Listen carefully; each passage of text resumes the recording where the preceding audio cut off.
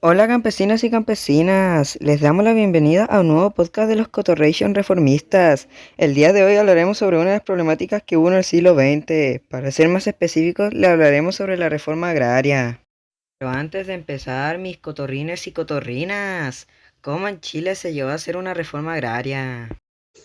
A partir de las primeras décadas del siglo XX, Chile en lo rural mantuvo una estructura agraria tradicional, la cual consistía en que el dueño de la tierra dejaba el mando a un administrador, el cual tuvo cientos de inquilinos, peones agrícolas, donde estas personas tenían falta de oportunidades tanto en el ámbito de la salud, la educación y el progreso para el campesinado, existiendo también una jerarquía social rígida, autoritaria y paternalista. En vista de esta situación, las peticiones por una reforma agraria fueron desde el comienzo del siglo.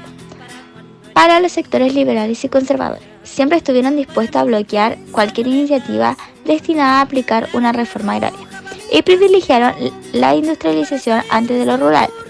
Por esta razón, el cambio se postergó hasta el año 1960, lo cual trajo como consecuencia que cientos de miles de campesinos emigraron hacia la ciudad en busca de un mejor futuro. En la economía agraria se comenzaría a experimentar una crisis, pues existía una incapacidad productiva, siendo necesario después de llegar a la importación de los alimentos. Ahora mis cotorrines juniors, que saben sobre el tema que tocaremos hoy, ¿en qué consistió la reforma agraria en Chile? Al comenzar el año 1960, la sociedad chilena hizo nuevamente una manifestación, generando una nueva presión para así obtener una reforma agraria. Y ahí llegamos a 1962, donde se inició un cambio en la vida de los chilenos y chilenas, pues junto a la ayuda de la Iglesia Católica, quien hizo un llamado denunciando las situaciones de los campesinos, pidieron urgentemente una reforma agraria. También así, para acelerar el proceso, la Iglesia voluntariamente entregó sus propias tierras entre los trabajadores. A esto se unió el apoyo de Estados Unidos a través de una alianza para el progreso. Este es un programa donde Kennedy, para que no sigan el ejemplo de la Revolución Cubana, propone ayudar económicamente y socialmente. Plantea mejorar las condiciones sanitarias, ampliar el acceso a la educación y la vivienda, controlar la inflación e incrementar la productividad agrícola mediante esta reforma.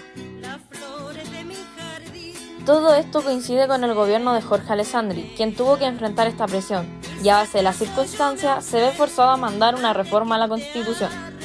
Esto hizo que se creara la primera ley donde se crearon ciertos sindicatos, como la CORA, COMSA y la INDAP, las cuales se encargaron de supervisar el proceso de expropiación, de garantizar el aprovechamiento eficaz de la tierra y de proporcionar asistencia técnica y crediticia de los campesinos.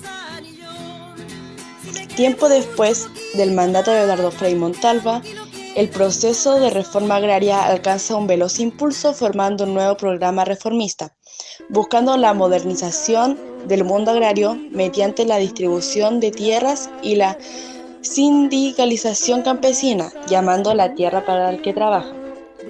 Se crea una nueva ley, la cual consiste en que nadie tenía derecho a conservar más de 80 hectáreas. Si es así, se extendía la tierra, debía ser expropiada y distribuida. Se podía quitar las tierras a manos de corporaciones o sociedades. Si la hacienda era mal trabajada, también se podía expropiar. Debido a estas leyes, se despojaron alrededor de 1.400 tierras agrícolas, 3.5 millones de hectáreas, se organizaron más de 400 sindicatos que sumaron más de 100.000 campesinos. Al mismo tiempo se produjeron huelgas y tomas de terreno que separan a la sociedad chilena. Llega Salvador Allende al cargo. Continúa el proceso de reforma agraria, utilizando las anteriores leyes con el fin de acelerar la expropiación de las tierras, logrando en 1000 días confiscar 4.409 tierras. Se realizaron más de 2.000 tomas. Se dividieron los líderes de la Unidad Popular, generando confusión en el mundo rural.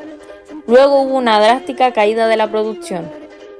Al producirse el golpe de Estado del 11 de septiembre de 1973, se habían expropiado 4.400 tierras que sumaban más de 6.4 millones de hectáreas. Este mismo año termina la reforma agraria. Bueno, chiquillos, eso fue todo el día de hoy. Muchas gracias por escuchar nuestro podcast y recuerden nuestro legado. No hay espectáculo más terrible que la ignorancia en acción.